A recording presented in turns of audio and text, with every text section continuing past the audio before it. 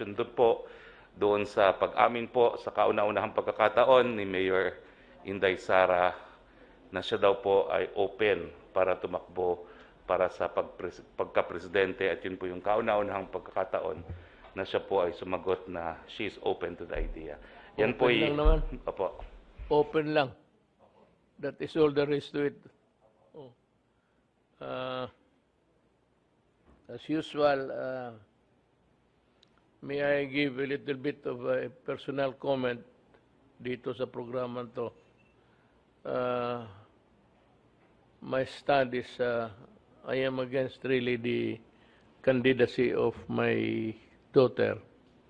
I want her spared from the vagaries of politics dito sa Pilipinas.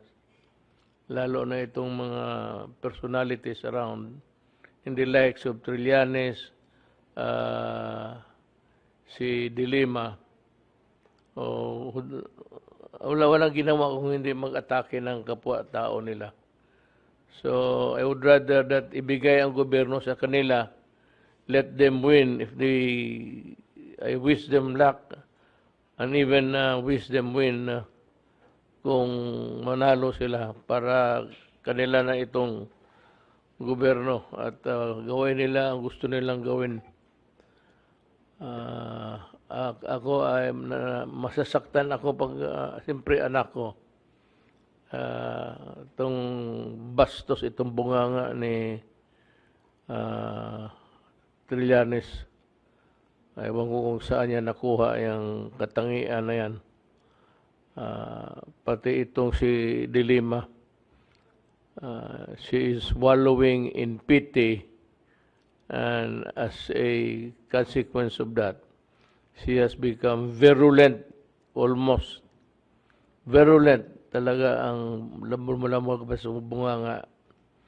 So I would rather na kung sila na lang ang patakbuhin at sila'y manalo, nagdadasal ako niyan at makita nila kung paano nila patakbuhin ang gobyerno, gaano ka hirap, tapos after all yung pagod mo, walang katapusan ang batikos because they can never be satisfied.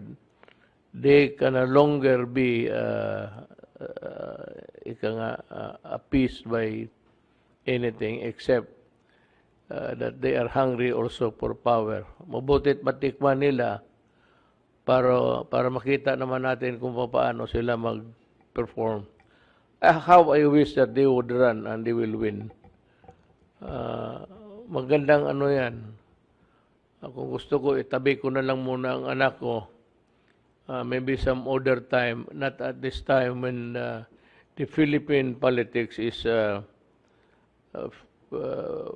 crowded with people in the likes of Trillanes, tapos yung si De Lima. Gusto ko sila na lang muna. Run at some other time. Huwag ngayon kasi wala kang maano dito. Mabastos ka lang. It's not good for a woman to be being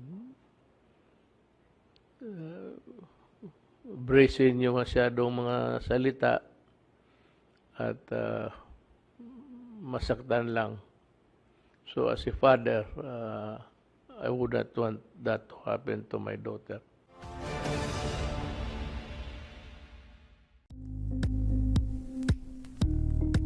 Thank you for watching Politico TV. Please like and subscribe to our channel for more videos.